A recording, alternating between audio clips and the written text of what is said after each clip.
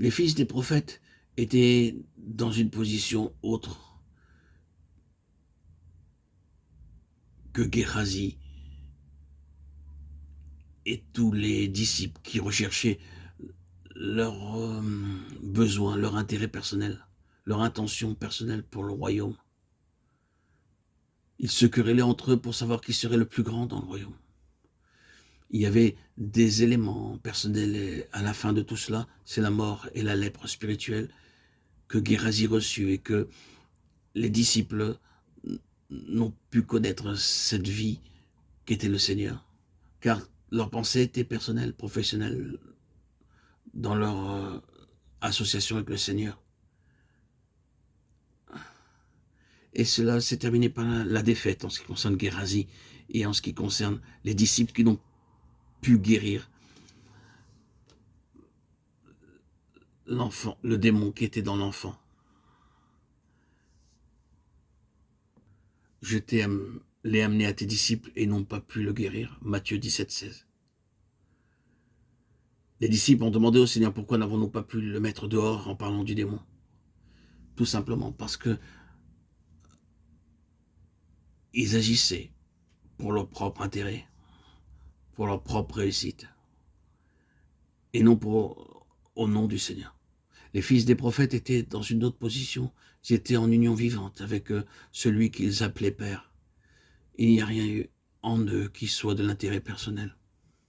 Quoi que vous puissiez dire à leur sujet, malgré leurs défauts, leurs faiblesses et leurs échecs, vous devez bien reconnaître que ces hommes sont réellement en esprit d'un même cœur avec leur maître. Et ils reconnaissaient que pour eux, tout dépendait de ce maître. Est-ce qu'il y a du poison dans le pot? Bien, lui seul peut résoudre la situation. S'agit-il de cette foule affamée de gens ayant besoin de nourriture alors qu'il n'y a rien pour eux?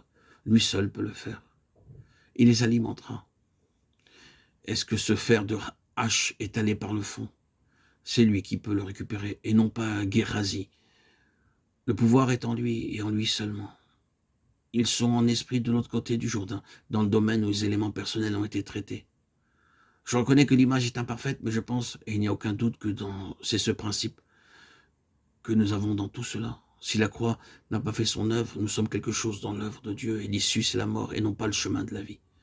Quand nous revenons au domaine pratique, c'est la voie de la mort, comme pour Géhazi, et cela doit être jeté en fin de compte dans la honte et l'échec.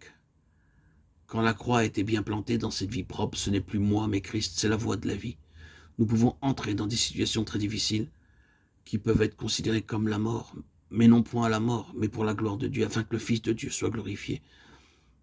Jean 11, 4. Afin de ne pas placer notre confiance en nous-mêmes, mais de la placer en Dieu qui ressuscite les morts. 2 Corinthiens 9. Quand le fer surnage, vous avez le témoignage qu'il y a une vie qui triomphe de la mort. J'aurais désiré voir les divers incidents survenus dans la vie d'Élisée, mais cela nous conduirait trop loin. Mais il est bon de savoir qu'il y a cette constante manifestation de la vie triomphant sur la mort, dans tous les aspects que nous rencontrons.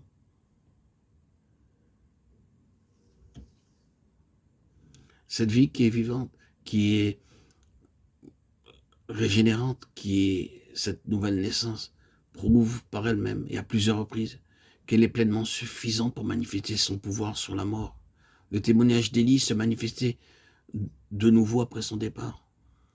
Nous pouvons faire ceci ou cela, mais seul ce qui est de Dieu progressera. Cela ne dépend pas des circonstances ou de nos propres forces, mais repose sur le Seigneur lui-même. C'est la vie du Saint-Esprit en nous.